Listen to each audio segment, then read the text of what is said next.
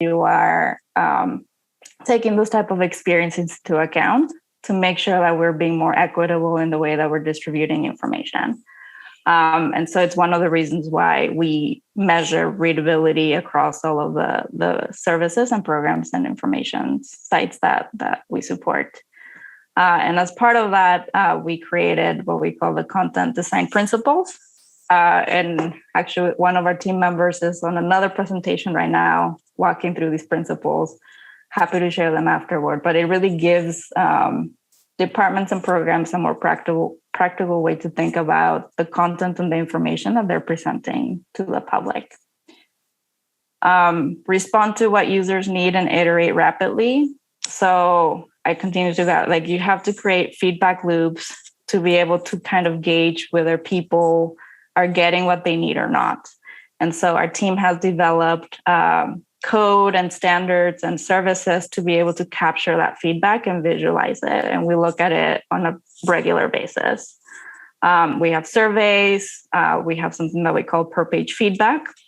And those surveys and that information is then built to create dashboards to track where are people coming from? Are they getting what they need? Are we seeing themes that need to be shared with others? And we apply that feedback to our products. And so this goes back to we're constantly iterating on the experiences based on the feedback that we're capturing. What I'm showing you right now is an example of, at the time, was the blueprint for a safer economy. It was the main tool that kind of told you whether something was open or closed and what county tiers were in and what activities were open and closed with depending on the county and in the color that you were in. And just doing simple things like this and being able to capture that feedback goes a long, long way. And so sharing lessons across teams. From Alpha to COVID, our organization has been trying to apply these principles, and we've shared all of our work and all of our code in other organizations and other teams. In Alpha, we built a prototype for applying for unemployment insurance. Early in the pandemic, that same prototype and approach was actually used to build the unemployment insurance pandemic application. You'll hear from Stu in a second, but the same approach and the Alpha approach was used to build a telework site. And really, again, making sure that we were putting people at the center of developing this information and that site is important. And it's, I think, an approach that we want to scale with when we're thinking about implementing government programs and policies. That approach has, again, touched other digital products. So our team had the privilege to work with other teams, including the My Turn team when we stood up the main vaccine site, the Safer at Work site. We work with the labor agency and their COVID response as well. The vaccine hesitancy website as well. And the schools hub. And so this is the evolution from how we went from Alpha to COVID and beyond. We took what we learned from Alpha, because Alpha was for learning, and adapted to the immediate changing needs through COVID. And now that we're kind of post reopening and trying to figure out what life looks like, still in a pandemic, but almost like toward the end of it. How can we continue to take the lessons learned from what we've experienced and how to adapt to meet the changing needs during the pandemic and adopt those lessons learned at scale? So our team is working very closely with the Department of Technology, Office of Enterprise Technology, to really reimagine and continue to apply these approaches through a unified CA.gov initiative that will build a design system that will enable our teams to continue to build services that put people at the center of the problems that we're trying to solve for. Thank you. I hope that this was helpful, and I'll stop sharing my screen and happy to take any questions. Thank you, Angie. Yeah, do you have a couple of minutes for taking questions from the audience? Yes. So we have at least one comment Mindy says, thank you for the information regarding the readability level when sending messages to many. I've always wondered what the best level is, and the GovOps telework site is great. This is Bobby. I just have one follow-up question to this. I know Angie's done a great job with accessibility, and she's a brilliant programmer and coder, and I've seen her work. It's fantastic. When I went to the digital.gov site, I noticed how simple it was. And that's a real benefit to a person that perhaps have some sort of disabilities and so forth. Are you working with the departments to make all of their website as good as the one you just produced? Yes. And I think there's so many websites and so many departments, which is, I think it's part of the reason why our team is focusing on scaling the approaches, right? Like we want to be able to focus on delivering shared experiences that can scale. As part of that, we will be, again, developing, for example, rethinking search across all sites. How can we do that to make sure that it's consistent? Same thing with forms. Same thing with how we collect feedback across all sites to make sure that we're constantly analyzing the information we're collecting to not react, but be able to respond to the trends and the changing needs. And so our team is scoping and rethinking how we can create those shared experiences across all sites, while also developing and scaling the approaches and better practices around how departments think about content, how they're structured to publish content in the first place.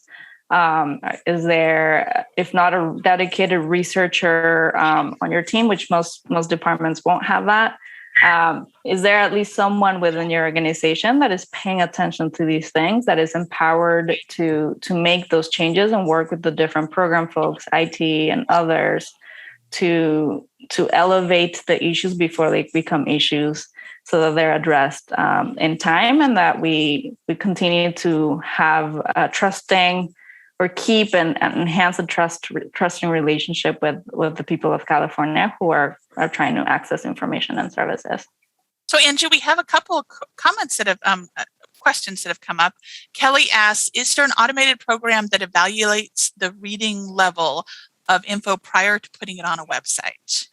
That's a good question. There is not now an automated program that evaluates that. Our team checks for the readability before we put it out. I think that speaks to build it accessible first, right? Like make it simple first, so that you don't have to remediate it later. And Mindy asked, does the GovOps have a create your own dashboard? We don't have one. I'm looking at Stu, but that's another what I would consider a shared service or approach that I would love to scale.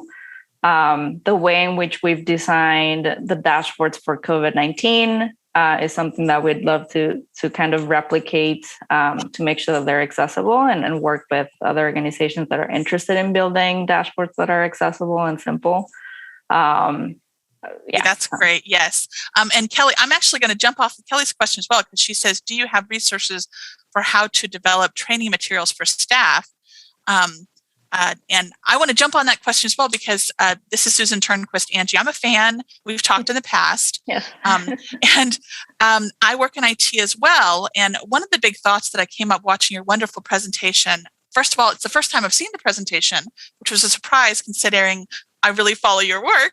Yeah. But resources for how to develop training materials for staff kind of goes into the question I was thinking is, how are you sharing this material with other agencies? How is the communication about this getting out? Because my experience in IT is IT has had a lot of lessons learned about web accessibility and about, having to learn not just about usability, but web accessibility. Mm-hmm. And so IT has learned a lot of lessons, but we kind of need to pass those lessons on. So we can start with how do you have resources for how to develop training materials, but then also how are we how's your team communicating out those lessons to non-IT and IT areas? Two questions, I guess. Yeah. Thank you. We're just starting that process, right? Like that's why we're here. And so to answer your question a little bit better, ODI does have a mandate to develop training and kind of help scale these approaches across government entities. We've been a bit busy with COVID response and supporting all these other initiatives. Absolutely. And I think we're just at that point where, and I've been working with our team and documenting again, like what do we want to scale and how do we want to coach others to learn this approach so that they feel empowered to do it in their own settings. So we don't have these materials shared on our site yet, but I anticipate it's something that I think we want to do. That's what I'm hearing you say, right? And there are other communities of practice that have spun up over the years. There's one around data. If you're not familiar with Cal Data, I am, but I don't know if the rest of the SDAC, the rest of the DACs are. We have a couple of IT people, but mostly we're people in other areas here in the DAC. Yep. And so there's one on web accessibility that is ran by our folks at Department of Rehabilitation. And there's one actually happening right now, ironically, is the Digital Web Services Network that's ran out of CDT that our team constantly participates in and shares some of these insights. I think hopefully soon you'll be seeing more blogs on our site. You'll be seeing some of this content on our website. And would love to, just figure out how to disseminate this information, because I think it's more than just technology. Like this is the work that really applies to all, right? It really is, yeah. And would love to figure out how to continue to work with you all and in solving the hard problems that are on your plate. Ooh, we have another. Do you have time for another question? Bobby, did you want to wrap this up? Yes. Let me go ahead and ask that question. It's from Rihanna. And she says, I've found that there is still resistance to producing accessible content for public consumption. Do you have any advice on how to empower staff to actively encourage the creation of accessible content? And this is a problem all the way across in all departments, not just Rihanna's unique setup. Yeah. I think it starts with two things, right? And I love that the fact that you use the word empower. I think one, for you to be able to feel empowered, you need to know that you have the permission to be able to raise these things and that you have an ability to be able to make those changes. And so what I mean by that is, have we given you the best practices and the tools in place to know that you can build it accessible first before it's even out there? And if not, that's then balanced with the second thing. What stories or feedback are we capturing from the public or the people that are being affected by us not doing that homework in the first place? If you don't have an established feedback loop, how can we work with you to capture that feedback so that we're elevating those pain points and then raising them appropriately with the right folks within your organization so that they see that this is why it's a problem and this is why we need to focus on it first. And we know how to do it. So let's work together to make sure that we're being proactive and not reactive, and that we're minimizing the pain that we're putting out there when we're not being intentional and making things accessible first. Angie, I'm hoping that you will give us a chance by emailing Bobby and Eduardo information about the resources that you've talked about so far, so the group as a whole will have those references, and it sounds like there's more coming out. And Bobby, I'm sorry, I'll go back to you now. Thank you very much. This was very informative information, although I missed part of your slides because I had no power. Nevertheless, I listened and it was really exciting. Great. Thank you for having me. And thank you for all the work that you all do for Californians. Thank you. Thank you so much.